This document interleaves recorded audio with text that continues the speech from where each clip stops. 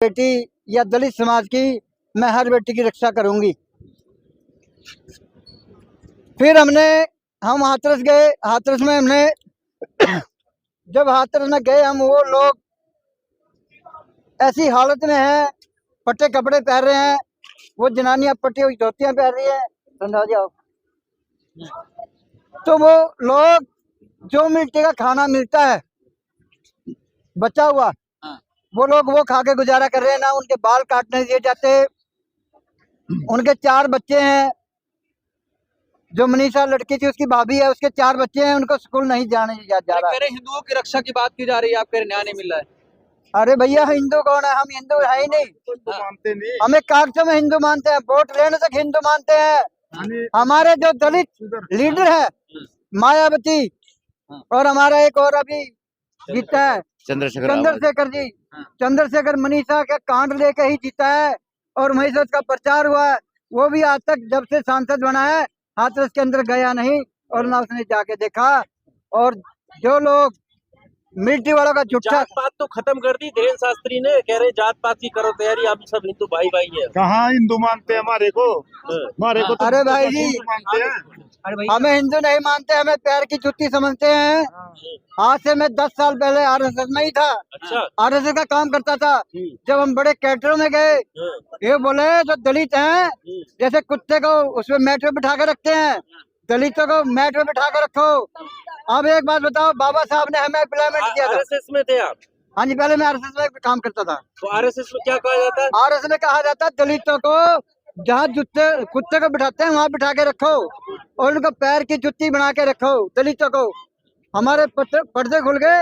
फिर हमने वाल्मीकि समाज की संस्था बनाई, और वाल्मीकि समाज के लिए काम कर रहे हैं, दलितों के लिए काम कर रहे हैं। हमारी जाति 6642 जातियां हैं जो हमें पाड़ के रखा है। हमें इतना पाड़ के रख दिया, हम अपने आप को समझ नहीं सकते। तो क्या आरएसएस में सम्मान नहीं मिलता दलितों को? आरएसएस में कोई सम्मान नहीं मिलता, हमें पैर की जुत्ती समझा जाता है। जो हमारा सांसद है हाथरस के अंदर, आज तक वो देखने नहीं गया। उसको ये कह दिया अगर तू हाथरस में जाएगा, उस बेटी का इंसाफ करेगा, तो तेरे को पद से मारा जाएगा। अभी मैं बताता हूँ, एक मिनट सुनिए।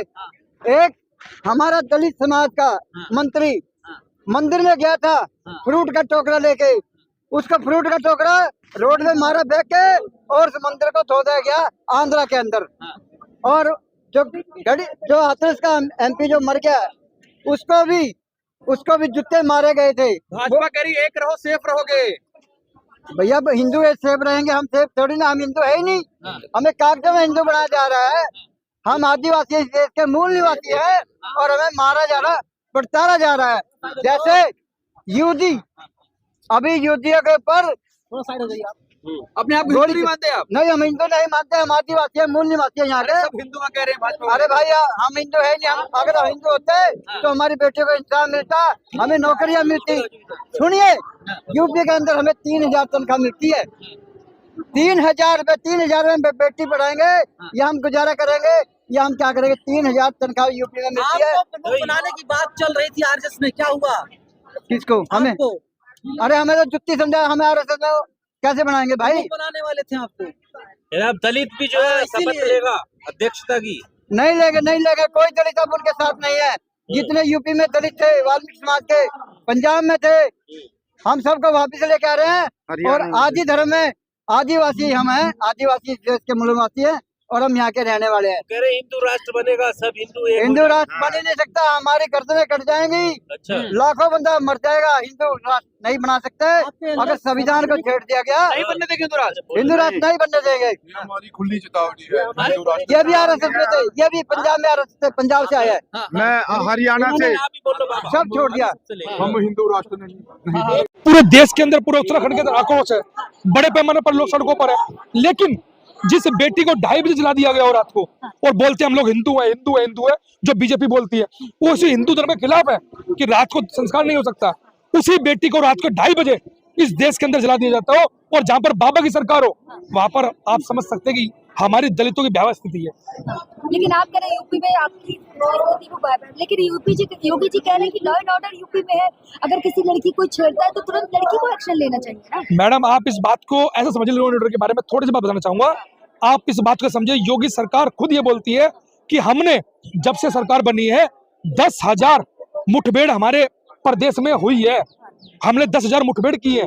10,000 मुठभेड़ का मतलब है जब तक योगी जी का शासन है प्रत्येक दिन की 3 मुठभेड़, तो 3 मुठभेड़ के अंदर लगातार योगी बाबा का जो शासन है वो संदिग्ध घेरे में है। जब 3 मुठभेड़ रोज हो रही है तो प्रदेश कैसे सुरक्षित है? लेकिन आप लोग कैसे लॉ एंड ऑर्डर की बात कर रहे हैं? आप लोग यहाँ प्रोटेस्ट कर रहे हैं, बीजेपी सरकार लगातार कहती है कि जहाँ जहाँ बीजेपी सरकार है वहाँ महिलाएं ज्यादा सुरक्षित है। आप ये देखिए मैडम, इस जहाँ प्रोटेस्ट कर रहे हैं यहाँ बीजेपी की सरकार है, जहाँ का मामला हम लोग उठा रहे हैं वहाँ बीजेपी की सरकार है, जहाँ पर कुलदीप सेंगर का मामला, जहाँ पर अंकिता भंडारी का मामला उठ रहा है वहाँ बीजेपी की सरकार है। इस देश के अंदर मैं ऐसा मानता हूँ जब जब बीजेपी की सरकार जिस भी राज्य में आती है या केंद्र में आती है, यहाँ पर दलितों पे, पिछड़ों पे, मुसलमानों पर अत्याचार की बाढ़ आ जाती है। ये सुनामी है। मैं समझता हूँ कि ये पीक है। नरेंद्र मोदी की सरकार में दलितों के इंतहा अत्याचार की पीक पर चल रहा है। इतने अत्याचार लगातार हो रहे हैं, मकान हमारे तोड़े जा रहे हैं, इज्जत हमारी लूटी जा रही है। अगर गलती से बाथरूम निकल जाए तो बाथरूम चटवाया जा रहा है। आप सोचिए, मूंछ रखने पर, घोड़ी चढ़ने पर, जहां पर दलितों को मार दिया जाता हो, पिटाई नहीं हो रही, हमारी तो हत्याएं होती है मैडम, हत्याएं। तो हत्याएं जहां पर हो रही हो और वहां पे न्याय क्या मिलेगी हमारे को? न्याय तो कोसों दूर है हमारे से। हमारे को रोड पे 6 साल बाद रोड पे उतरना पड़ रहा है। अगर ये लड़की अपर कास्ट की होती क्या हमें रोड पे उतरना पड़ता? आप ये देखिए 2012 के अंदर दिल्ली के अंदर बलात्कार हुआ जिसको दामनी कांड के नाम जानते हैं। दामनी कांड के लिए पूरा इंटरनेशनल लेवल पर जो है लोग रोड पर उतरे, और आज ये देश की बेटी नहीं है, ये दलित की बेटी है। भारत की मीडिया भी टैगलाइन है दलितों का अत्याचार, ये दलित की बेटी है। तो दलित की बेटी का अत्याचार ऐसी लगातार सरकार कर रही है और हमें लगातार रोड पर उतरकर बाबा साहब डॉक्टर बोलते हैं संघर्ष करो। हम लोग लगातार संघर्षरत है और ऐसी सरकार को मैं समझता हूं कि दलित पिछड़े जाग रहे हैं, मुसलमान जाग चुका है और दलित लगातार अपने जो लास्ट पादरी कम्युनिटी जिसकी ये आंदोलन चल रहा है वो भी लगातार जाग रही है। मैं समझता हूँ कि आने वाले समय पर ऐसी सरकारों को इस देश से उखाड़ फेंकने का हम लोग करेंगे। लेकिन आप कह रहे हैं उखाड़ फेंकी गई सरकार को, जहाँ एक तरफ आप यूपी के या फिर कहीं और जगह बॉम्बे की बात कर रहे थे, तो उसकी बात ना छोड़ के बांग्लादेश की बात कर रहे हैं ना, क्योंकि वहाँ पे हिंदुओं पे अत्याचार। मैडम आप ये देखिए, इस देश की मीडिया को भी और इस देश के बीजेपी ताकत हिंदुओं को भी बांग्लादेश में पिटता हुआ हिंदू दिखाई दे रहा है। दलितों की इस देश के अंदर जिसको हिंदू बोला जा रहा है उनको यहाँ दिखाई दे रहा। यहाँ पर हरिओम वाल्मीकि हत्या कर दी गई, ये अत्याचार नहीं है। यहाँ पर जो है बाथरूम चटा जा रहा है, ये अत्याचार नहीं है। घोड़ी चढ़ने पर, दलितों को मूंछ रखने पर हत्या की जा रही है, ये अत्याचार नहीं है। बांग्लादेश का अत्याचार दिखाई दे रहा है, वो दूसरे प्रदेश का। उस पर कौन बोलेगा? जो बांग्लादेश के प्रधानमंत्री को नरेंद्र मोदी ने यहाँ रखा हुआ है उसको कौन बात करेगा? शेख हसीना कौन बात करेगा उस पर? वो नहीं दिखाई दे रहा। कह तो रहे कि भारत है अपने घर में है, वो तो बात। अरे तो मैडम हम भी तो ये कह रहे हैं कि जो दलित तो जो बांग्लादेश मुसलमान सतरा वो घटना निंदनीय है, हम लोग भी निंदा करते हैं उसकी। लेकिन जो इस देश के साथ जो हिंदुओं के नाम पर, लोगों को हिंदू इकट्ठा करने के नाम पर इस देश में दलितों को मूंछ रखने पर, घोड़े चढ़ने पर हरिओम वाल्मीकि की हत्या कर दी जाती है, यहाँ पर बाथरूम चटाया जा रहा हो, तो कितनी भयावह स्थिति है। एक तरफ दलितों को पैर धो जा रहे हैं और दलितों पर हत्या की जा रही है, एक तरफ दलितों को पैर धो जा रहे हैं, उनके मकान तोड़े जा रहे हैं। बीजेपी में सबका सम्मान है ना, आपने देखा नहीं कहीं मैडम बीजेपी आता है तो आप ही लोगों के घर में जाके खाना खाते हैं, पानी पीते हैं, देखा? मैडम आपने कभी ऐसा देखा है कि कोई दलितों को बीजेपी ने बोला हो कि दलित आज ब्राह्मण घर में रुकेगा? कभी ब्राह्मण रुकवाए हमारे घर में? आपके घरों में रुकते हैं। अरे मैडम हम लोग दलित है, पिछड़े हैं, हमारा वोट बैंक है, उनको पता है एक तरफा वोट दे देंगे तो हमारे घरों में रात को रुकते हैं। अरे कभी हमें भी तो अपने घर में रुकवाओ। अपनी बहन बेटी जो तुम्हारे साथ रहती है, हमारे घरों में रहती है, आप हमारे घर में 12-12 गज के दलित रह रहा है, 12-12 गज में 50 गज में रह रहा है, आप फिर भी हमारे घर में रुकते हो। हमारा दिल इतना बड़ा है फिर भी हम आपको सह सम्मान भोजन कराते हैं। कभी आप लोगों ने भोजन कराया? कभी आप लोगों ने अपने घर में निमंत्रण दिया?